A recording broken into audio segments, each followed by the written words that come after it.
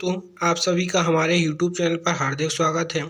आज हम अपना लेसन 6 ग्रामीण स्वास्थ्य शुरू करने वाले हैं। दोस्तों, इसके पहले भी हम अपने लेसन 1, 2, 3, 4 और 5 कंप्लीट कर चुके हैं, तो वो आपको हमारे YouTube चैनल पर जाके प्लेलिस्ट में मिल जाएगा। लेसन शुरू करने से पहले आप सभी में से जो भी हमारे YouTube चैनल पर नया है, उनसे रिक्वेस्ट है आप हमारे YouTube चैनल को ज़रूर सब्सक्राइब कर लें। चलिए दोस्तों, हम अपना लेसन 1 शुरू करते हैं। भारत में स्वास्थ्य एवं परिवार कल्याण मंत्रालय के अंतर्गत स्वास्थ्य संबंधी सभी कार्य किए जाते हैं। देश में स्वास्थ्य संबंधी जो भी योजनाएं बनाई जाती हैं, उनका क्रियान्वयन इसी मंत्रालय की जिम्मेदारी है। भारत में ग्रामीण स्वास्थ्य देखभाल के लिए राष्ट्रीय ग्रामीण स्वास्थ्य मिशन की शुरुआत 12 अप्रैल 2005 को हुई। इस मिशन का लक्ष्य ग्रामीण क्षेत्रों में रहने वाले कमजोर वर्गों को सस्ती, सुलभ और अच्छी गुणवत्ता की स्वास्थ्य सेवाएं प्रदान करना है। वर्तमान में भारत के नए स्वास्थ्य एवं परिवार कल्याण मंत्री श्री जगत प्रसाद नड्डा हैं तथा अनुप्रिया पटेल और प्रताप राव गणपत राव जाधव स्वास्थ्य राज्य मंत्री हैं। स्वास्थ्य एवं परिवार कल्याण मंत्रालय ने हेल्थी इंडिया नामक एक वेबसाइट शुरू की है। भारत में स्वास्थ्य सेवाओं की स्थिति। भारत में आर्थिक असमानता के कारण स्वास्थ्य सेवाओं की उपलब्धता में भी काफ़ी विषमता है। भारत में महिलाओं एवं बच्चे बड़ी तादाद में कुपोषण के शिकार हैं। देश के अधिकांश भागों में स्वास्थ्य के लिए जरूरी बुनियादी हालतों जैसे सुरक्षित पानी, अच्छा पोषण और मलमूत्र आदि के सुरक्षित निपटाने का अभाव है। इसलिए संक्रमण और कुपोषण आदि बीमारियों का भारत में ज़्यादा प्रचलन है।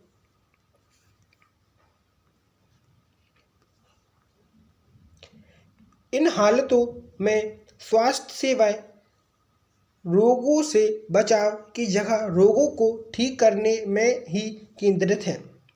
जरूरी यह है कि किसी देश के स्वास्थ्य कार्यक्रम में बचाव और इलाज दोनों शामिल हों। बचाव संबंधी स्वास्थ्य सेवाएं जैसे टीकाकरण, महामारियों से बचाव और सार्वजनिक स्वास्थ्य के उपाय किए जाना शामिल होता है।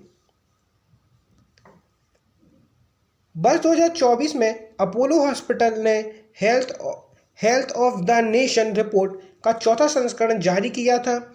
इस रिपोर्ट के अनुसार भारत में कैंसर का खतरा युवाओं में ज़्यादा है। वर्तमान में भारत में जीवन प्रत्याशा बढ़ी है। वर्ष 1947 में यह 32 वर्ष थी, जो अब 66.8 वर्ष हो गई है। भारत में स्वास्थ्य सेवाओं के लिए सरकार ने कई योजनाएं और कार्यक्रम लागू किए हैं। सरकार का लक्ष्य है कि वर्ष 2025 तक सार्वजनिक स्वास्थ्य पर खर्च देश का सकल घरेलू उत्पाद का 2.5% हो। वर्तमान में उत्तर प्रदेश में 6,99 सूचीबद्ध अस्पताल हैं, जो देश में सर्वाधिक हैं। इसमें 2,921 सरकारी अस्पताल हैं और 3,088 निजी अस्पताल शामिल हैं। यह व्यापक नेटवर्क राज्य की जनसंख्या को स्वास्थ्य सुविधाओं तक व्यापक पहुंच सुनिश्चित कराता है। भारत में स्वास्थ्य सेवाओं का विकास बहुत ही असमान रहा है। दोस्तों, अब हम पढ़ेंगे भारत में स्वास्थ्य सेवा क्षेत्र से संबंधित प्रमुख समस्याएं। पहला हम पढ़ेंगे चिकित्सा रोगी अनुपात में अंतराल। वर्तमान में सरकारी अस्पताल में 11,000 से अधिक रोगियों पर चिकित्सक की सेवा उपलब्ध है, जो 1:1000 की WHO की अनुशंसा से कम है। दूसरा है हमारा अपर्याप्त चिकित्सा अवसंरचना।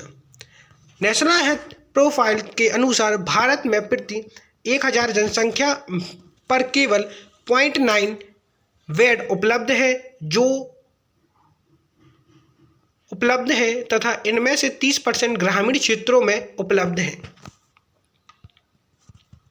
नेक्स्ट हम पढ़ेंगे पर्याप्त मानसिक स्वास्थ्य देखभाल का अभाव। भारत में 7.5% आबादी किसी न किसी मानसिक समस्या से जूझ रही है। देश में प्रत्येक 10 लाख की आबादी पर केवल 3 मनोचिकित्सक हैं। नेक्स्ट है हमारा गुणवत्तापूर्ण देखभाल के मानवीकरण का अभाव। इसके बाद है हमारा गैर संचारी रोग। कैंसर, मधुमेह तथा हृदय संबंधी गंभीर बीमारियों की उच्च दर के साथ भारत में 60% से अधिक मौतें गैर संचारी रोग के कारण होती हैं। स्वास्थ्य सेवाएं। भारत की स्वास्थ्य स्थिति का आकलन करने के लिए वर्ष 1947 में भोरे समिति की स्थापना की गई। इसके अध्यक्ष सर जोसेफ विलियम भोरे थे। इस समिति ने वर्ष 1947 में अपनी रिपोर्ट दी। भोरे समिति 1946 ने बहुत विस्तृत सुझाव दिए थे। इसमें से कुछ महत्वपूर्ण सुझाव ये थे जो अब हम पढ़ने वाले हैं। पहला है आपका, सरकार को सभी को संपूर्ण और मुफ्त स्वास्थ्य सेवाएं, इलाज और बचाव उपलब्ध करवानी चाहिए। स्वास्थ्य सेवाएं धीरे धीरे अलग अलग चरणों में विकसित होंगी। पहले हर 40,000 लोगों के लिए एक प्राथमिक स्वास्थ्य इकाई या केंद्र होगा और हर 10,000 से 20,000 लोगों के लिए एक 75 बिस्तर वाला अस्पताल के साथ प्राथमिक स्वास्थ्य इकाइयां, हर 30 प्राथमिक स्वास्थ्य केंद्रों पर 50 बिस्तर वाला अस्पताल बनाया जाना था। हर जिले में 10 से 30 लाख आबादी मुख्यालय में एक 2400 बिस्तर वाला अस्पताल और एक चिकित्सक कॉलेज बनाने चाहिए। भारत में स्वास्थ्य सेवाओं के लिए 3 प्रणालियां हैं। पहला है प्राथमिक स्वास्थ्य देखभाल, दूसरा है द्वितीय स्वास्थ्य देखभाल, तीसरा है तृतीय स्वास्थ्य देखभाल। प्राथमिक स्वास्थ्य देखभाल PHC शारीरिक, मानसिक और सामाजिक स्वास्थ्य और कल्याण पर ध्यान केंद्रित करती है। यह लोगों के जीवन काल में जरूरी 90% स्वास्थ्य सेवाएं देती है। भारत में प्राथमिक स्वास्थ्य केंद्रों की स्थापना वर्ष 1947 में हुई। यह स्थापना जोसेफ भोरे की अध्यक्षता में गठित स्वास्थ्य सर्वेक्षण एवं विकास समिति की सिफारिश पर की गई। दूसरा है हमारा द्वितीय स्वास्थ्य देखभाल। SHC आवश्यकता तब होती है जब कोई व्यक्ति प्राथमिक देखभाल प्रदान से किसी विशेषज्ञ के पास भेजा जाता है, अर्थात किसी ऐसे व्यक्ति को देखभाल सौंप दी जाती है जिसके पास उस समस्या में ज़्यादा विशेषज्ञता है। तीसरा है हमारा तृतीय स्वास्थ्य देखभाल। भारत में तृतीय स्वास्थ्य सेवाओं की उपलब्धता में असमानताओं को कम करने के लिए प्रधानमंत्री स्वास्थ्य सुरक्षा योजना की घोषणा वर्ष 2003 में की गई।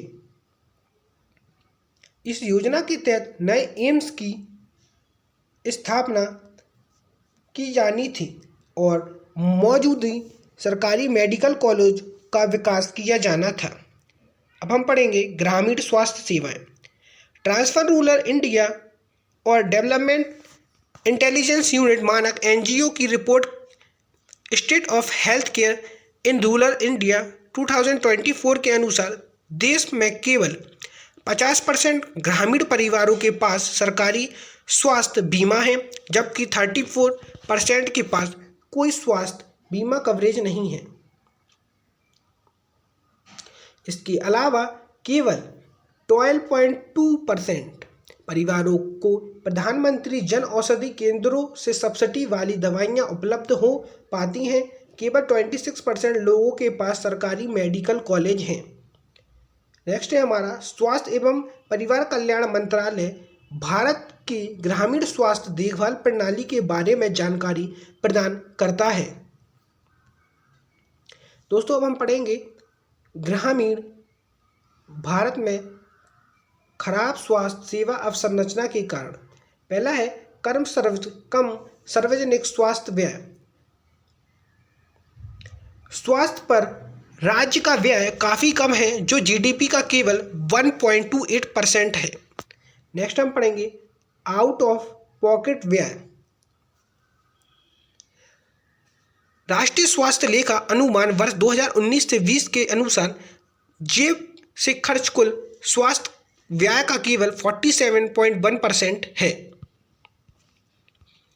नेक्स्ट हम पढ़ेंगे डॉक्टर रोगी अनुपात।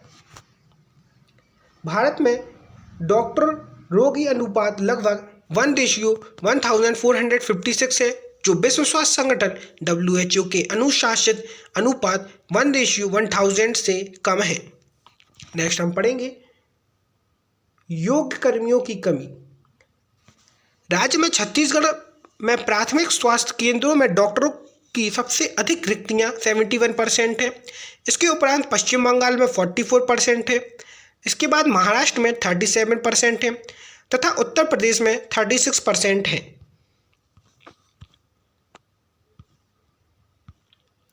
नेक्स्ट हम पढ़ेंगे नेशनल हेल्थ प्रोफाइल रिपोर्ट 2022। राष्ट्रीय स्वास्थ्य प्रोफाइल 2022 का 17वां संस्करण स्वास्थ्य क्षेत्र से संबंधित 6 महत्वपूर्ण संकेतों पर जानकारी प्रदान करता है। इस रिपोर्ट में रोगी प्रोफाइल की अंतर्राष्ट्रीय वर्गीकरण FIC के परिवार से मानक कोडित के बाद प्रस्तुत किया गया है। नेशनल हेल्थ प्रोफाइल रिपोर्ट की शुरुआत वर्ष 2005 में हुई थी। इसे केंद्रीय स्वास्थ्य आसूचना ब्यूरो जारी करता है।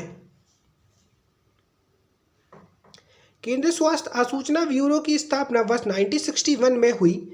यह स्वास्थ्य एवं परिवार कल्याण मंत्रालय के अधीन कार्य करता है। नेक्स्ट हम पढ़ेंगे प्रमुख बिंदु मेन पॉइंट। CHC वर्ष 2005 से राष्ट्रीय स्वास्थ्य प्रोफाइल तथा वर्ष 2015 से इसका डिजिटलीकरण स्वास्थ्य प्रकाशित कर रहा है। इस प्रकाशन का उद्देश्य भारत की स्वास्थ्य सूचना का एक बहुउपयोगी डेटाबेस बनाना और इसे स्वास्थ्य सेवा क्षेत्र से जुड़े सभी हितधारकों के लिए उपलब्ध कराना है। नेक्स्ट है इसका एक अन्य उद्देश्य समुदाय के स्वास्थ्य और सामाजिक आर्थिक स्थिति में सुधार करने में संलग्न योजनाकारों, नीति निर्माताओं, स्वास्थ्य प्रशासकों, अनुशासनकर्ताओं और अन्य लोगों को सूचित आधार पर योजना बनाने एवं निर्णय निर्माण में के लिए प्रासंगिक जानकारी प्रदान करना है। NHPC निम्नलिखित प्रमुख संकेतों के अंतर्गत महत्वपूर्ण स्वास्थ्य जानकारियों पर प्रकाश डालता है। पहला है हमारा जनसांख्यिकी संकेत, जनसंख्या और महत्वपूर्ण आंकड़े। दूसरा है हमारा सामाजिक आर्थिक संकेत, सामान्य संचारी एवं गैर संचारी रोगों का प्रसार और व्यापकता। नेक्स्ट है हमारा स्वास्थ्य वित्त संकेतक, स्वास्थ्य बीमा और स्वास्थ्य पर व्यय। नेक्स्ट है हमारा मानसिक संसाधनों की स्थिति, स्वास्थ्य क्षेत्र में कार्य कर रहे मानव बल की उपलब्धता। नेक्स्ट है स्वास्थ्य अवसंरचना, मेडिकल और डेंटल कॉलेज, आयुष संस्थानों, नर्सिंग पाठ्यक्रमों और पैरामेडिकल पाठ्यक्रमों का विवरण। नेक्स्ट है हमारा राष्ट्रीय स्वास्थ्य मिशन। इसकी शुरुआत वर्ष 2005 में तत्कालीन प्रधानमंत्री डॉक्टर मनमोहन सिंह ने किया। इस योजना का उद्देश्य बाल मृत्यु दर और मातृ मृत्यु दर में कमी लाना है। यह मिशन स्वास्थ्य और परिवार कल्याण द्वारा चलाया जा रहा है। इस योजना के अंतर्गत 2 उप योजनाएं संचालित हैं आपकी। पहली है आपकी राष्ट्रीय ग्रामीण स्वास्थ्य मिशन, दूसरी है राष्ट्रीय शहरी स्वास्थ्य मिशन। अब हम पढ़ेंगे राष्ट्रीय कालाजार उन्मूलन कार्यक्रम। इसकी शुरुआत वर्ष 1990 से 1991 में की गई। कालाजार उन्मूलन के लिए वर्ष 2010 को लक्ष्य निर्धारित किया गया, बाद में इसे वर्ष 2023 निर्धारित किया गया। कालांतर में उन्मूलन के लिए प्रतिवर्ष 15 मार्च को कालाजार दिवस मनाया जाता है। कब? 15 मार्च को कालाजार दिवस मनाया जाता है। अब हम पढ़ेंगे राष्ट्रीय एड्स नियंत्रण संगठन। इसे विश्व बैंक की सहायता से स्वास्थ्य एवं परिवार कल्याण मंत्रालय द्वारा 1992 में प्रारंभ किया गया। सरकार ने इसे वर्ष 1992 में प्रारंभ किया। सरकार ने वर्ष 2014 में एड्स बचाव के लिए टोल फ्री नंबर 1097 शुरू किया। भारत में वर्ष 2030 तक एड्स मुक्त बनाने का लक्ष्य रखा गया है। दूसरा है हमारा राष्ट्रीय मानसिक स्वास्थ्य कार्यक्रम। इसकी शुरुआत वर्ष 1982 में हुई। इस योजना का उद्देश्य है मानसिक रोगियों के स्वास्थ्य की देखभाल करना। इस योजना में वर्ष 1996 में जिला मानसिक स्वास्थ्य कार्यक्रम में जोड़ा गया। वर्ष 2017 में मानसिक स्वास्थ्य देखभाल अधिनियम पारित किया गया।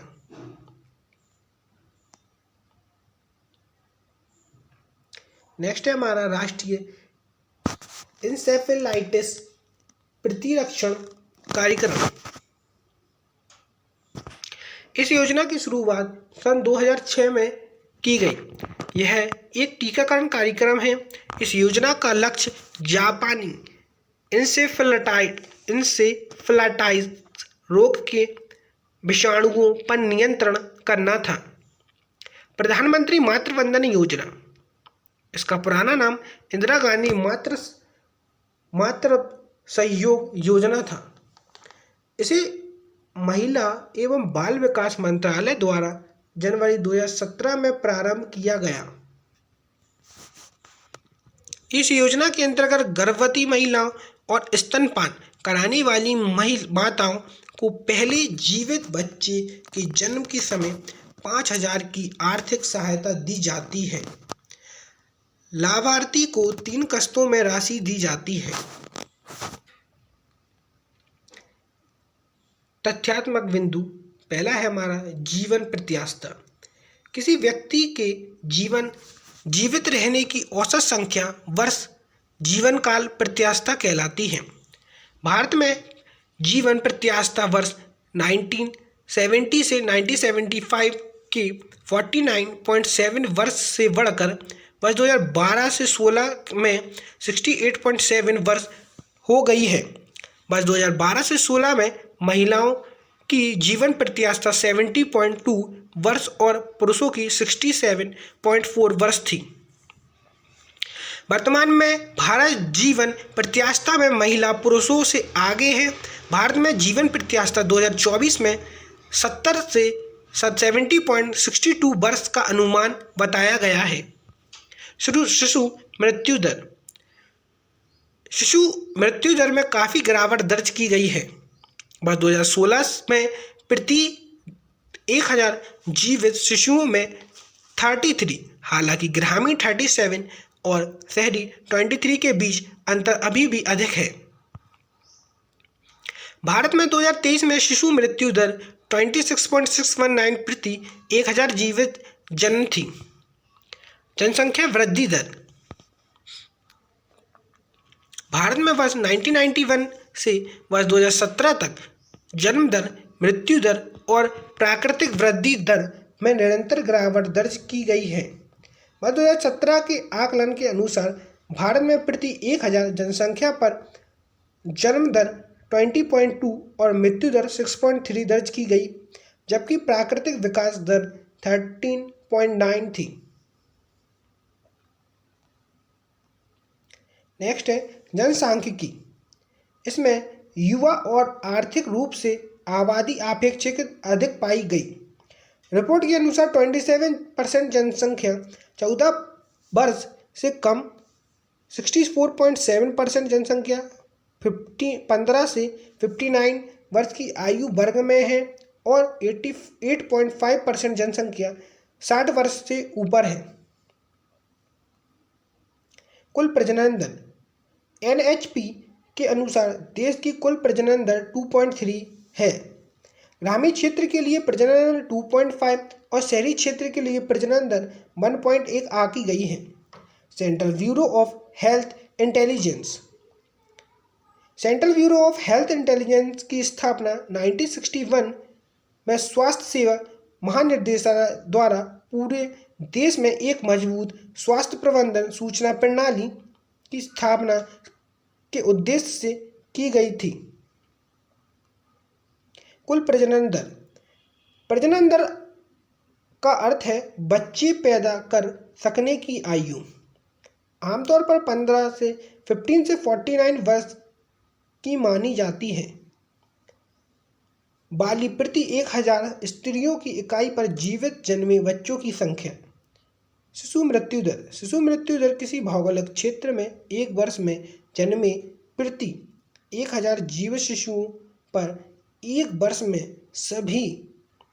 वर्ष के भीतर होने वाली शिशुओं की मृत्यु की संख्या है। जन्म दर प्रति वर्ष प्रति 1000 जनसंख्या पर जीवित जन्मे बच्चों की संख्या। दूसरा है हमारा मृत्यु दर, किसी समुदाय, क्षेत्र या समूह में प्रति 1000 जनसंख्या पर प्रति वर्ष मृत्यु की संख्या। नेक्स्ट है हमारा प्राकृतिक वृद्धि दर, एक वर्ष में जन्म लेने वाले जीवित शिशुओं की संख्या एवं उस वर्ष होने वाली मौतों की संख्या का अंतर को उस वर्ष के मध्य में मौजूद जनसंख्या से विभाजित कर 1000 से गुणा करने पर हमें प्राकृतिक जनसंख्या दर ज्ञात होती है। राज्य स्वास्थ्य सूचकांक 2020 से 21। वर्ष 2019-20 के लिए नीति आयोग ने राज्य स्वास्थ्य सूचकांक का चौथा संस्करण जारी किया है। स्वास्थ्य राज्य प्रगतिशील भारत शीर्षक वाले रिपोर्ट राज्यों और केंद्रशासित प्रदेशों को स्वास्थ्य परिणामों में साल दर साल वृद्धिशील प्रदर्शन के लिए साथ साथ उनकी समग्रता स्थिति के आधार पर रैंक प्रदान करती है।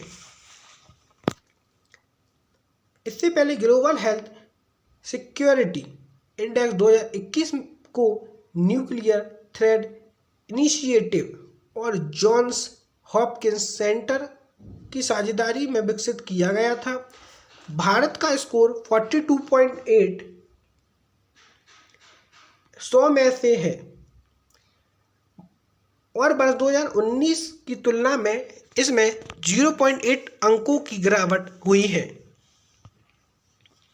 राज्य स्वास्थ्य सूचकांक राज्यों और केंद्र शासित प्रदेशों के प्रदर्शन का आकलन करने के लिए एक वार्षिक उपकरण है जिसे वर्ष 2017 में संकलित और प्रकाशित किया गया है। यह स्वास्थ्य परिणामों, शासन और सूचना तथा प्रमुख इनपुट प्रक्रियाओं के डोमेन के तहत समूहीकृत 24 संकेतकों पर आधारित एक भारित समग्र सूचकांक है। स्वास्थ्य परिणाम, इसमें नवजात मृत्यु दर, अंडर 5 मृत्यु दर, जन्म के समय लिंग अनुपात जैसी पैरामीटर शामिल हैं। शासन और सूचना, इसमें स्वास्थ्य से संबंधित वरिष्ठ अधिकारियों की संस्थागत प्रस्ताव और औसत ऑक्सीपेसी जैसी पैरामीटर शामिल हैं। मुख्य इनपुट प्रक्रिया, इसमें स्वास्थ्य देखभाल में कमी का अनुपात, कार्यक्रम, चिकित्सा सुविधाएं, जन्म और मृत्यु पंजीकरण तथा तपेदिक उपचार आदि शामिल हैं। अब हम पढ़ेंगे विकास। इस रिपोर्ट को नीति आयोग द्वारा विश्व बैंक की तकनीकी सहायता और स्वास्थ्य एवं परिवार कल्याण मंत्रालय के गहन परामर्श से विकसित किया गया है। नेक्स्ट है चौथा संस्करण का फोकस केंद्रीय बिंदु।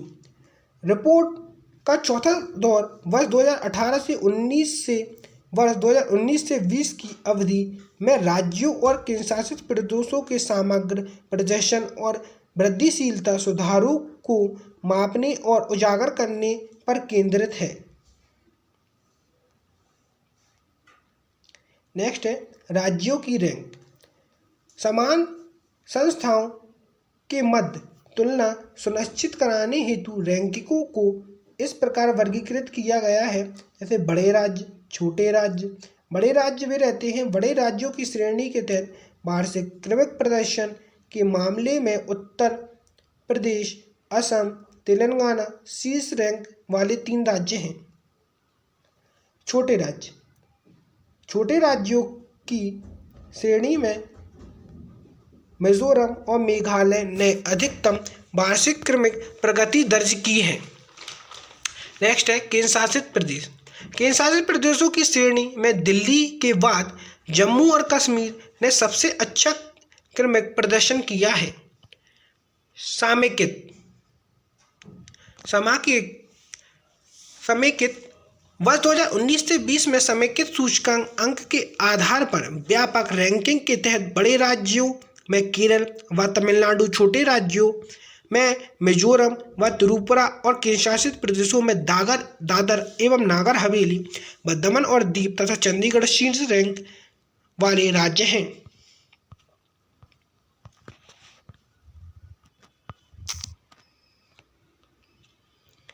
अब हम पढ़ेंगे भारत की स्वास्थ्य नीतियाँ। विश्व स्वास्थ्य संगठन के अनुसार स्वास्थ्य की अवधारणा में केवल बीमारी या दुख मात्र नहीं है, बल्कि यह शारीरिक, मानसिक तथा सामाजिक दृष्टिकोण से पूरी तरह मजबूत और तंदुरुस्त होना भी है। इस अवधारणा को ध्यान में रखते हुए देश के सभी नागरिकों के स्वास्थ्य संबंधी नीतियां बनाई जाती हैं। आज़ादी के 30 वर्ष बाद वर्ष 1983 में पहली राष्ट्रीय स्वास्थ्य नीति का निर्माण किया गया। पहली स्वास्थ्य नीति 1983 पीएम इंदिरा गांधी। जो पहली स्वास्थ्य नीति है ये आ सकता है आपके एग्जाम में। पहली स्वास्थ्य नीति 1983 कब आई थी? जब पीएम थी हमारी इंदिरा गांधी।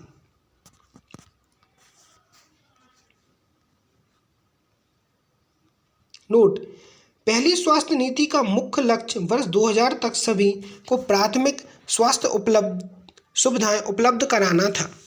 दूसरी स्वास्थ्य नीति 2002 पीएम अटल बिहारी जी। तीसरी वर्तमान स्वास्थ्य नीति वर्ष 2017 15 मार्च, पीएम थे हमारे नरेंद्र मोदी जी। राष्ट्रीय स्वास्थ्य नीति 2017, यह देश की नवीनतम स्वास्थ्य नीति है जिसे 15 मार्च 2017 को स्वास्थ्य और परिवार कल्याण मंत्रालय द्वारा लागू किया गया। इस नीति में रोग पर नहीं बल्कि निरोग रहने पर ध्यान केंद्रित किया गया है।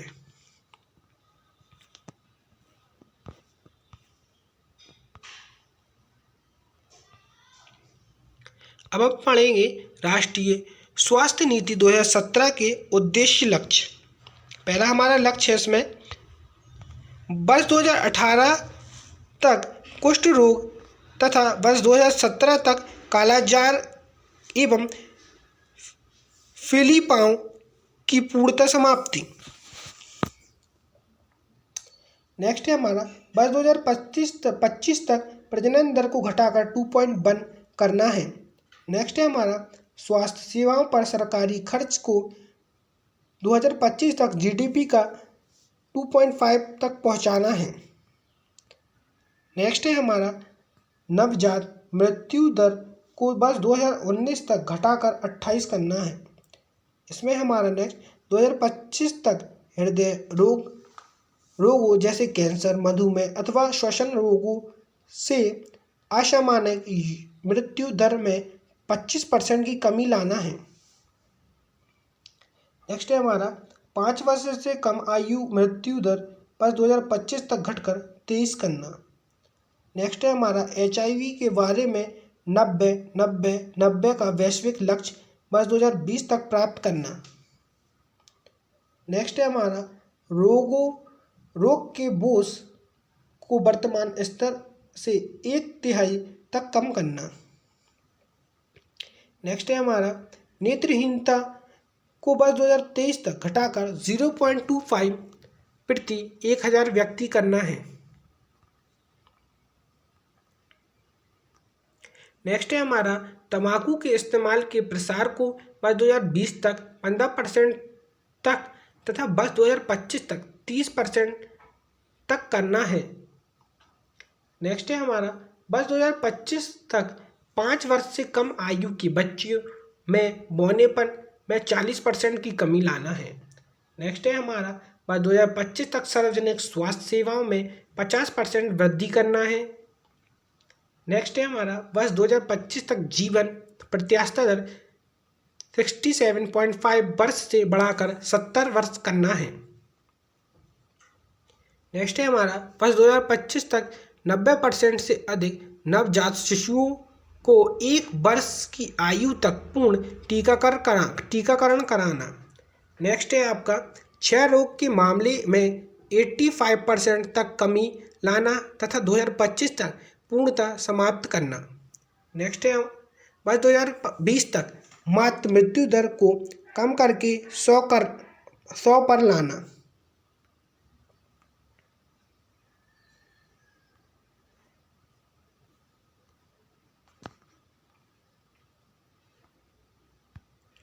HIV के साथ रह रहे 90% लोगों को उनके HIV स्तर की जानकारी हो।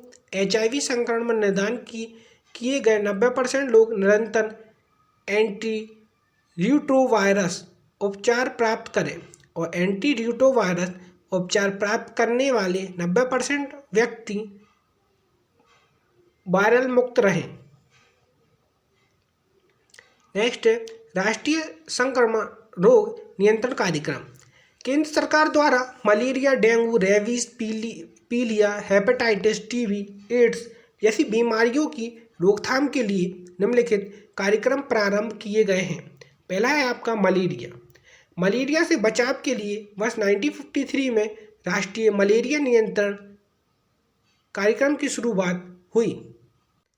वर्ष 1997 में विश्व बैंक की सहायता से मलेरिया नियंत्रण प्रारंभ किया गया। इस कार्यक्रम के तहत मलेरिया उपचार हेतु क्विनैन की गोलियां का वितरण करना, सामान्य मलेरिया को गंभीर मलेरिया बनाने से रोकना जैसे देश शामिल हैं। विश्व स्वास्थ्य संगठन WHO ने वर्ष 2007 में विश्व मलेरिया दिवस की शुरुआत की। यह दिवस प्रतिवर्ष 25 अप्रैल को मनाया जाता है। नेक्स्ट है फाइलेरिया के नियंत्रण के लिए वर्ष 1955 में फाइलेरिया नियंत्रण कार्यक्रम का प्रारंभ किया गया। इस कार्यक्रम के तहत दक्षिण और उत्तरी पूर्वी राज्यों पर विशेष जोर दिया गया। नेक्स्ट है हमारा एड्स। भारत में एड्स का पहला मामला वर्ष 1986 में चेन्नई में आया। देखते ही देखते वर्ष 1990 तक महानगरों में एड्स का प्रकोप बढ़ने लगा। इसे देखते हुए भारत सरकार ने वर्ष 1992 में राष्ट्रीय एड्स नियंत्रण कार्यक्रम की शुरुआत की। राष्ट्रीय एड्स नियंत्रण कार्यक्रम राष्ट्रीय एड्स नियंत्रण संगठन का एक कार्यक्रम है। राष्ट्रीय एड्स नियंत्रण संगठन की स्थापना वर्ष 1992 में की गई थी। राष्ट्रीय एड्स नियंत्रण संगठन भारत सरकार के स्वास्थ्य और परिवार कल्याण मंत्रालय का एक विभाग है।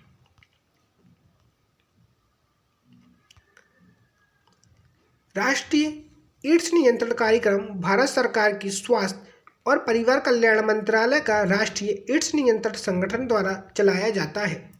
प्रतिवर्ष 1 दिसंबर को विश्व एड्स दिवस मनाया जाता है, जिसका उद्देश्य लोगों को एड्स के प्रति जागरूक कराना है। वर्ष 2007 में इस कार्यक्रम का तीसरा चरण प्रारंभ किया गया, जिसका उद्देश्य लोगों को एड्स के प्रति जागरूक करना है। वर्ष 2007 में इस कार्यक्रम का तीसरा चरण प्रारंभ किया गया। इस कार्यक्रम के तहत नगरों को जागरूक करने, एड्स के प्रति लोगों को समझ विकसित करने, संक्रमण सुई और उपकरणों के प्रयोगों पर रोक लगाने का प्रयास किया गया है। क्षय रोग या टीबी। क्षय रोग विश्व में प्रसिद्ध सबसे अधिक जानलेवा रोग है। विश्व के 21% रोगी भारत में पाए जाते हैं। लगभग भारत में प्रतिदिन 1000 लोगों की मृत्यु टीबी से होती है। टीबी के विकराल रूप को देखते हुए वर्ष 1962 में राष्ट्रीय क्षय रोग कार्यक्रम प्रारंभ किया गया। वर्ष 1997 में इस कार्यक्रम के तहत डॉट्स प्रणाली को अपनाया गया। वर्ष 2017 की स्वास्थ्य नीति में टीबी को वर्ष 2025 तक उन्मूलन करने का लक्ष्य रखा गया है। अब हम पढ़ेंगे कुष्ठ रोग। विश्व में सर्वाधिक कुष्ठ रोगी भारत में पाए जाते हैं। भारत सरकार द्वारा 1955 में स्वास्थ्य में राष्ट्रीय कुष्ठ रोग नियंत्रण कार्यक्रम प्रारंभ किया गया।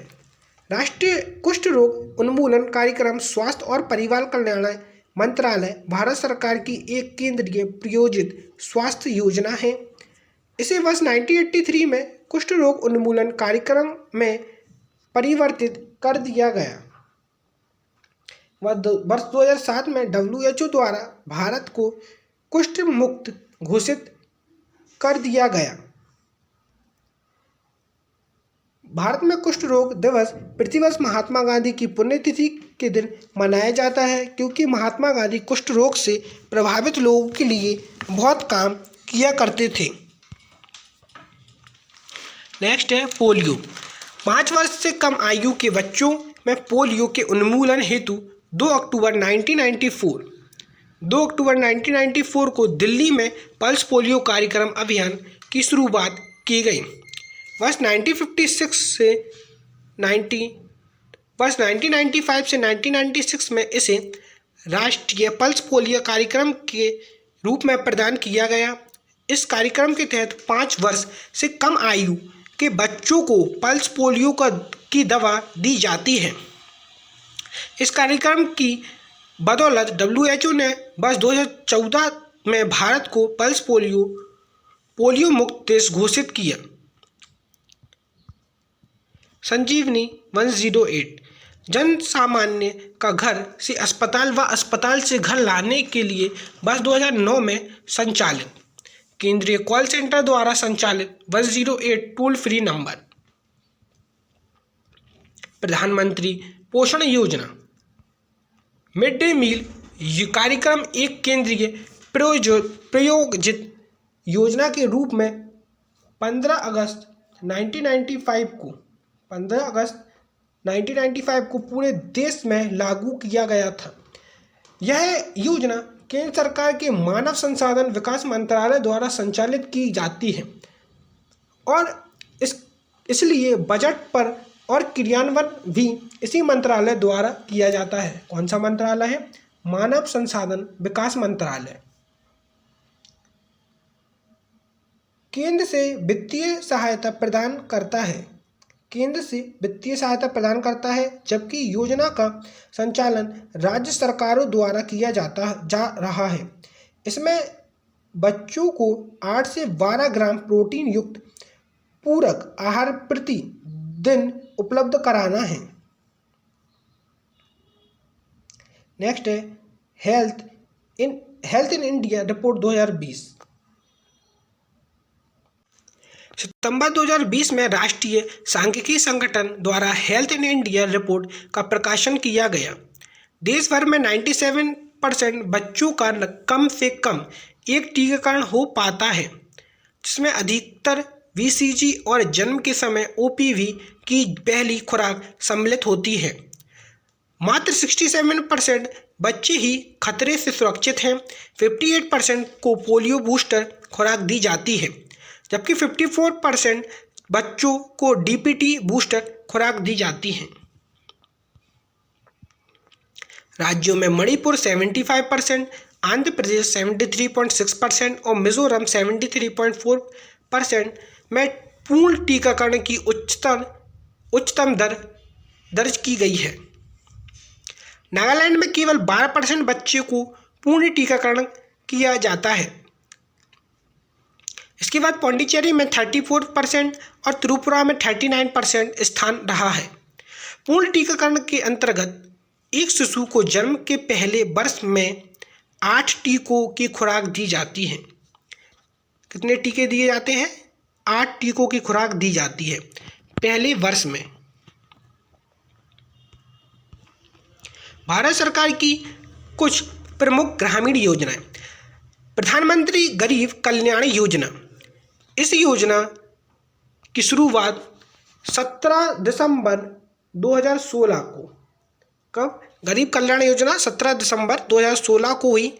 यह योजना 80 करोड़ से अधिक लोगों को प्रति माह 5 किलो मुफ्त गेहूं, चावल और 1 किलो मुफ्त साबुत चना प्रदान करती है। सरकार अगले 3 माह तक मुफ्त दाल प्रदान करती है। प्रधानमंत्री उज्ज्वला योजना। इस योजना को प्रधानमंत्री नरेंद्र मोदी ने 1 मई 2016 को प्रारंभ किया। इस योजना के स्वच्छ ईंधन बेहतर जीवन का नारा है। दोस्तों, इसका नारा क्या है? स्वच्छ ईंधन बेहतर जीवन का नारा है। प्रधानमंत्री जन धन योजना। यह दुनिया की सबसे बड़ी वित्तीय समावेशी पहल है। इसकी घोषणा प्रधानमंत्री नरेंद्र मोदी ने 15 अगस्त 2014 को लाल किले से की और इसका शुभारंभ 28 अगस्त 2014 को किया गया। वर्ष 2014 में इसे संपूर्ण भारतवर्ष में लागू कर दिया गया। इस योजना का लक्ष्य वंचित वर्गों को किफ़ायती तरीके से वित्तीय सेवाएं मुहैया कराना है, जैसे बैंकिंग और बचत खाता, ऋण, बीमा, पेंशन आदि। प्रधानमंत्री किसान सम्मान निधि योजना। इस योजना की घोषणा 1 फरवरी 2019 को भारत के अंतरिम केंद्रीय बजट में की गई थी, परंतु यह योजना दिसंबर 2018 में लागू हो गई थी। इस योजना के तहत किसानों को वार्षिक 6,000 की आर्थिक सहायता दी जाती है। यह रकम 2000 की 3 किस्तों में दी जाती है। प्रत्येक किस्त 4 महीने में जारी की जाती है। महात्मा गांधी राष्ट्रीय ग्रामीण रोजगार गारंटी अधिनियम मनरेगा का पुराना नाम राष्ट्रीय ग्रामीण रोजगार गारंटी अधिनियम 2005 था। इसे बाद में बदलकर महात्मा गांधी राष्ट्रीय ग्रामीण रोजगार गारंटी अधिनियम कर दिया गया था। इस योजना को 1 अप्रैल 2008 तक भारत के 593 जिलों में लागू कर दिया गया। इस योजना में मजदूरों को 100 दिन की रोजगार गारंटी दी गई है। सरकार ने 1 अप्रैल 2020 से मनरेगा मजदूरों से मजदूरी में 20 रुपये की बढ़ोतरी की। इसमें श्रमिकों की प्रति व्यक्ति 2,000 का अतिरिक्त लाभ मिलेगा। स्वच्छ भारत मिशन। इस अधिनियम की शुरुआत प्रधानमंत्री नरेंद्र मोदी ने 2 अक्टूबर 2014 को नई दिल्ली में की। इस अभियान का उद्देश्य भारत को स्वच्छ बनाना था। इसकी टैगलाइन है, एक कदम स्वच्छता की ओर। इस अभियान से प्रेरित होकर 3 जनवरी 2015 को नेपाल सरकार ने इसे अपनाया। आयुष्मान भारत योजना। 23 सितंबर 2018 को शुरू की गई आयुष्मान भारत को विश्व की सबसे बड़ी सार्वभौमिक स्वास्थ्य सुविधा पहल के रूप में मान्यता प्राप्त है, जो भारत की लगभग 45% जनसंख्या को कवर करती है। इसका उद्देश्य आर्थिक रूप से वंचित परिवारों को निःशुल्क एवं उच्च गुणवत्ता वाली स्वास्थ्य सेवा उपलब्ध कराना है। लाभार्थियों का चयन सामाजिक, आर्थिक और जाति जनगणना 2011 के तहत अन्य राज्य विशिष्ट पहलों के आधार पर किया जाता है।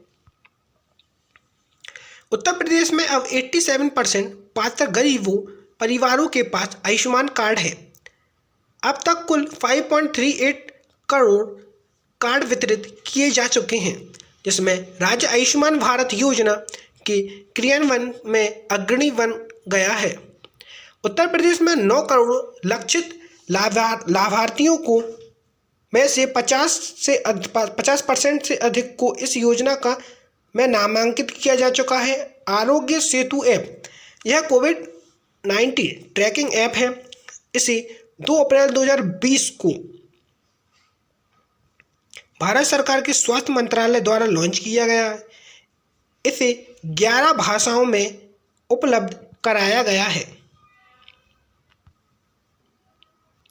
राज्य स्वास्थ्य सूचकांक 2021 नीति आयोग ने यह इंडेक्स विश्व बैंक और केंद्रीय स्वास्थ्य एवं परिवार कल्याण मंत्रालय के साथ मिलकर जारी की है। इस रिपोर्ट में राज्य और केंद्र शासित प्रदेशों के साल भर के प्रदर्शन को मापा जाता है। 19 बड़े राज्यों में समग्र प्रदर्शन शीर्ष प्रदर्शन है। केरल, तमिलनाडु और तेलंगाना ने शीर्ष 3 स्थान हासिल किए हैं। सबसे खराब प्रदर्शन है बिहार, उत्तर प्रदेश और मध्य प्रदेश सबसे निचला 3 स्थानों पर है, जो क्रमशः 19, 18 और 17वें हैं पर है। 2019 से 20 से 21 तक वृद्धिशीलता प्रदर्शन राजस्थान, उत्तराखंड और उड़ीसा बड़े राज्यों में शीर्ष 3 प्रदर्शनकर्ताओं के रूप में उभरे हैं। छोटे राज्यों की श्रेणी में त्रिपुरा ने सर्वश्रेष्ठ प्रदर्शन किया है। उसके बाद सिक्किम और गोवा का स्थान है। दूसरी ओर अरुणाचल प्रदेश, नागालैंड और मणिपुर सबसे निचले 3 स्थान पर हैं। केंद्र शासित प्रदेशों में समग्र प्रदर्शन के मामले में लक्षद्वीप ने शीर्ष स्थान हासिल किया है, जबकि दिल्ली को सबसे निचले स्थान पर रखा गया है। उत्तर प्रदेश में स्वास्थ्य संबंधी योजना पहली है आपकी आशा योजना। आशा योजना की शुरुआत वर्ष 2005 में हुई। इस योजना के तहत ग्रामीण क्षेत्रों में महिलाओं को विशेष स्वास्थ्य संबंधी सुविधाएं प्रदान की जाती हैं। यह एक प्रकार की पीड़िता और स्वास्थ्य केंद्रों के मध्य लिंक वर्कर के रूप में कार्य करती है। उषा योजना आशा के आधार पर शहरी क्षेत्रों में संचालित सहायता क्रम हेतु क्रियान्वयन योजना उषा है। इसकी शुरुआत वर्ष 2009 में की गई। जननी सुरक्षा योजना इसकी शुरुआत वर्ष 2005 में की गई थी। इस योजना के अंतर्गत गर्भवती महिलाओं को अविलंब चिकित्सीय सुविधाएं प्रदान की जाती हैं। नेक्स्ट है सेहत योजना। यह 2015 में प्रारंभ की गई थी। इस योजना का उद्देश्य चिकित्सक स्वास्थ्य एवं परिवार कल्याण विभाग के अंतर्गत सिप्सा द्वारा निर्मित एवं संचालित मातृ एवं शिशु मृत्यु दर तथा सकल प्रजनन दर में कमी लाना है। इस परियोजना को 5 जिलों कन्नौज, सीतापुर, अयोध्या, मिर्जापुर और बरेली में 3 वर्षों के लिए लागू किया गया है। राष्ट्रीय स्वास्थ्य बीमा योजना इसकी शुरुआत वर्ष 2008 में की गई थी। इस योजना में मनरेगा, मजदूरी रिक्शा चालकों, स्वच्छकारों एवं शहरी क्षेत्रों में निवासरत गरीबी रेखा से नीचे निवास करने वाले परिवारों को बीमा सहित बीमा संबंधित लाभ प्रदान किया जाता है। सलोनी स्वास्थ्य बीमा योजना इस योजना की शुरुआत वर्ष 2008 में की गई थी। इस योजना के अंतर्गत 18 से 19 वर्ष की छात्राओं को अनिवार्य पोषण आहार संबंधित दवाइयाँ वितरित की जाती हैं। सौभाग्यवती योजना गरीबी रेखा से नीचे निवास करने वाले परिवारों को निजी संस्थागत प्रसव की सुविधा प्रदान करने हेतु शुरू की गई है। वंदे मातरम योजना वर्ष 2004 में प्रारंभ की गई थी। इसके अंतर्गत गरीब गर्भवती महिलाओं को निःशुल्क चिकित्सकीय सहायता प्रदान की जाती है। इस योजना के तहत हर महीने की 9 तारीख को राजकीय और निजी अस्पतालों में गर्भवती महिलाओं को ये सेवाएं दी जाती हैं। भारत में कुछ प्रमुख स्वास्थ्य संबंधी योजनाएं और उनके स्थापना वर्ष। प्रधानमंत्री जन आरोग्य योजना 2008, जननी शिशु सुरक्षा योजना 2011, राष्ट्रीय किशोर स्वास्थ्य कार्यक्रम 2014, प्रधानमंत्री टीबी मुक्त भारत अभियान 2002, जन आरोग्य योजना वर्ष 2008, जननी शिशु सुरक्षा कार्यक्रम 2011, राष्ट्रीय किशोर स्वास्थ्य कार्यक्रम 2014। चौथा है हमारा प्रधानमंत्री टीबी मुक्त भारत अभियान 2022। प्रधानमंत्री जीवन ज्योति बीमा योजना सन 2015, राष्ट्रीय स्वास्थ्य बीमा योजना 2008, शुरुआत 2007 में हुई। सातवां है मिशन इंद्रधनुष योजना, ये इसकी शुरुआत वर्ष 2014 में हुई। नौवां है हमारा निःशुल्क स्वास्थ्य कार्ड योजना, इसकी शुरुआत वर्ष 2005 में की गई थी। इस योजना का मुख्य लक्ष्य है मलिन बस्तियों में निवास करने वाली व्यक्तियों को निःशुल्क चिकित्सीय सहायता उपलब्ध करवाना। अब हम पढ़ेंगे राष्ट्रीय परिवार स्वास्थ्य सर्वेक्षण 5 की विशेषताएं। पहली विशेषता है इसमें ग्रामीण क्षेत्रों में कुल प्रजनन दर 1992 से 93 में प्रति महिला 3.7 बच्चों से घटकर 2019 से 21 में 2.1 बच्चे हो गई है। दूसरा है हमारा इसमें शहरी क्षेत्रों में की महिलाओं में कुल प्रजनन दर 1992 से 1993 के 2.7 बच्चों से 2019 से 21 में 1.6 बच्चे हो गई है। नेक्स्ट है इसमें सर्वेक्षण में शामिल 23.3% महिलाएं की शादी 18 वर्ष की कानूनी आयु प्राप्त करने से पहले हो गई है। नेक्स्ट है भारत में केवल 5 राज्यों जो 2.1% प्रजनन क्षमता के प्रतिस्थापन स्तर से ऊपर है। वो है आपके बिहार, मेघालय, उत्तर प्रदेश, झारखंड, मणिपुर। नेक्स्ट है देश में बिहार एवं मेघालय में प्रजनन दर सबसे अधिक है, जबकि सिक्किम व अंडमान निकोबार द्वीप समूह में सबसे कम है।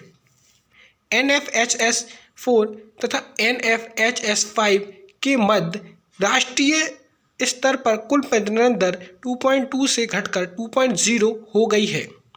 भारत में संस्थागत जन्म की दर 79% से बढ़कर 89% हो गई है। उत्तर प्रदेश में स्वास्थ्य शिक्षा संबंधी जानकारी।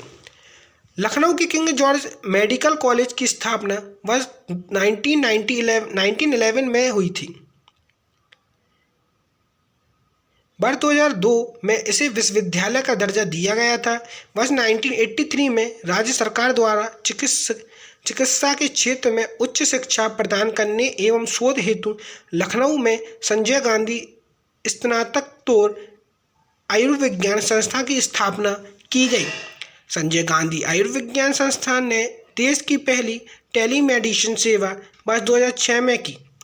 यह एक centre of excellence for encephalitis स्थापित किया गया, जो देश का पहला दिमागी बुखार शोध संस्था था। राज्य का प्रथम पोस्ट ग्रेजुएट सुपर स्पेशलिस्ट बाल चिकित्सालय एवं शैक्षणिक संस्थान वर्ष 2013 में नोएडा में स्थापित किया गया है। चिकित्सा व स्वास्थ्य शिक्षा हेतु प्रदेश में राज्य सरकार के 14 allopathic medical college Allahabad, Kanpur, Gorakhpur, Agra, Meerut, Jhansi, Lucknow, Saifai, Kannauj, Jalaun, Azamgarh, Ambedkar Nagar और सीतापुर में कार्यरत हैं। 5 राजकीय allopathic medical college Banda, Chandauli, Rampur व जौनपुर व बदायूं निर्माणाधीन हैं। केंद्र सरकार द्वारा गोरखपुर एवं रायबरेली में एम्स की स्थापना की गई है। लखनऊ में एक कैंसर संस्थान स्थापित। आयुर्वेदिक के 8 राजकीय संस्थान लखनऊ, वाराणसी, हांडिया, प्रयागराज, बरेली, पीलीभीत, अतर्रा, बांदा, झांसी एवं मुजफ्फरनगर में हैं। राज्य में 8 राजकीय homeopathic medical college Lucknow, Kanpur, Gorakhpur, Prayagraj, Ayodhya, Azamgarh, Ghazipur एवं मुरादाबाद में हैं। केंद्रीय बजट 2024-25 में स्वास्थ्य संबंधी पहल। वित्तीय वर्ष 2024-25 के केंद्रीय बजट में स्वास्थ्य एवं परिवार कल्याण के लिए वित्त आवंटन में लगभग 2% की वृद्धि की गई है। बजट में स्वास्थ्य एवं परिवार कल्याण के लगभग 58 करोड़ का वित्तीय आवंटन किया गया। यह पिछले बजट 2023-24 बजट के इस क्षेत्र के लिए आवंटित 89,155 करोड़ से थोड़ा ही अधिक है। ध्यातव्य है कि वर्तमान में स्वास्थ्य देखभाल पर जीडीपी का 2.1% खर्च होता है। राष्ट्रीय स्वास्थ्य लेखा के अनुसार वर्ष 2013-14 में वर्ष 2019-20 के दौरान सरकार के स्वास्थ्य देखभाल खर्च में बढ़ोतरी मात्र 0.22% थी। इस बजट में आदिवासी स्वास्थ्य योजना शुरू की गई। आयुष्मान भारत प्रधानमंत्री जन आरोग्य योजना के बजट में 7.4% की वृद्धि की गई। आयुष मंत्रालय के लिए बजट आवंटन 23-24 में 3,000 करोड़ से बढ़ाकर 2024-25 के लिए 371.49 करोड़ कर दिया गया। स्वास्थ्य संबंधी अनुसंधान के लिए आवंटन में भी 10.8% की बढ़ोतरी हुई है। Indian council of medical research को 2732.13 करोड़ का आवंटन किया गया है, जो वित्त वर्ष 2023-24 में 2295.12 करोड़ से अधिक है। राष्ट्रीय टेली मेंटल हेल्थ प्रोग्राम के लिए 90 करोड़ का आवंटन किया गया, जो पिछले वित्तीय वर्ष में 60 करोड़ था। फार्मा क्षेत्र के लिए उत्पादन से जुड़ी प्रोत्साहन योजना के लिए 2143 करोड़ आवंटन किए गए। उत्तर प्रदेश बजट 2025-26 के अनुसार चिकित्सकीय और स्वास्थ्य क्षेत्र के लिए 6% राशि आवंटित की गई है। आयुष्मान कार्ड बनाने में पूरे देश में उत्तर प्रदेश का प्रथम स्थान है। राजकीय औषधि कॉलेजों की स्थापना और वाराणसी में राजकीय होम्योपैथिक मेडिकल कॉलेज की स्थापना। बलिया और बलरामपुर में राजकीय मेडिकल कॉलेज बनाने की घोषणा। उत्तर प्रदेश में फाइलेरिया संक्रमण की दर में गिरावट हुई है। उत्तर प्रदेश में 51 जिलों की 782 प्रभावित ब्लॉकों में से 544 लगभग 70% ब्लॉकों में फाइलेरिया संक्रमण की दर 1% से नीचे आ गई है। यह राज्य के फाइलेरिया उन्मूलन अभियान में एक बड़ी उपलब्धता है। शेष 238 ब्लॉकों में प्रयास जारी है। राज्य का लक्ष्य वर्ष 2027 तक फाइलेरिया का पूर्णतः उन्मूलन करना है। इस दिशा में निगरानी को सुदृढ़ करने, अंतर विभागीय समन्वय बढ़ाने तथा जिलों के बीच फील्ड स्तर की सर्वोत्तम प्रथाओं में साझा करने पर विशेष जोर दिया जा रहा है। फाइलेरिया से संबंधित प्रमुख तथ्य। फाइलेरिया एक परजीवी संक्रमण है जो सूक्ष्म धागे जैसे कृमियों, कीड़ों, फाइलेरिया द्वारा होता है, जिन्हें फाइलेरिया कहा जाता है। यह संक्रमित मच्छरों के काटने से फैलता है और विश्व भर में उष्णकटिबंधीय और उष्णकटिबंधीय क्षेत्रों में लाखों लोगों को प्रभावित करता है। दोस्तों, अब हम पढ़ेंगे उत्तर प्रदेश 2024 में स्वास्थ्य सेवा संबंधी प्रावधान। पहला इसमें है हमारा असाध्य रोगों को निःशुल्क उपचार की सुविधा के लिए लगभग 125 करोड़ खर्च होंगे। दूसरा है हमारा वित्त वर्ष 2024-25 के लिए स्वास्थ्य एवं परिवार कल्याण को 27086 करोड़ आवंटित। नेक्स्ट है हमारे अयोध्या में 70.33 करोड़ से 500 बेड का चिकित्सालय बनाया जाएगा। नेक्स्ट है राष्ट्रीय ग्रामीण स्वास्थ्य मिशन पर 7350 करोड़ खर्च होंगे। नेक्स्ट है हमारा IIT कानपुर में 500 बेड का सुपर स्पेशलिस्ट अस्पताल खोला जाएगा। नेक्स्ट है हमारा आयुष विभाग द्वारा प्रदेश भर में 16,600 हेल्थ एंड वेलनेस सेंटर स्थापित होंगे। नेक्स्ट है हमारा प्रधानमंत्री जन आरोग्य योजना में 300 करोड़ खर्च होंगे। नेक्स्ट है बलरामपुर में मेडिकल कॉलेज की स्थापना की जाएगी, 5 करोड़ आवंटित। नेक्स्ट है हमारा राजकीय मेडिकल कॉलेज कन्नौज में 45 करोड़ की लागत से पैरामेडिकल कॉलेज की स्थापना होगी।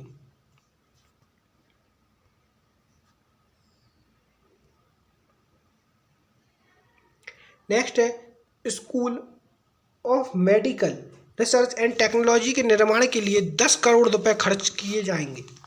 नेक्स्ट है पंडित दीनदयाल उपाध्याय राज्य कर्मचारी कैशलेस चिकित्सा योजना में 150 करोड़ खर्च होंगे। नेक्स्ट है प्रधानमंत्री Ayushman Bharat health infrastructure mission के तहत गांव एवं शहरों में health wellness centre care unit तथा इंटीग्रेटेड पब्लिक हेल्थ लैब की स्थापना के लिए 952 करोड़ खर्च होंगे। नेक्स्ट है वित्तीय वर्ष 2024-25 में राष्ट्रीय ग्रामीण स्वास्थ्य मिशन के तहत विभिन्न कार्यक्रमों के लिए 7,350 करोड़ आवंटित। नेक्स्ट है प्रधानमंत्री मातृ वंदन योजना में 322 करोड़ खर्च होंगे। नेक्स्ट है वाराणसी में 400 करोड़ की लागत से राजकीय मेडिकल कॉलेज की स्थापना होगी।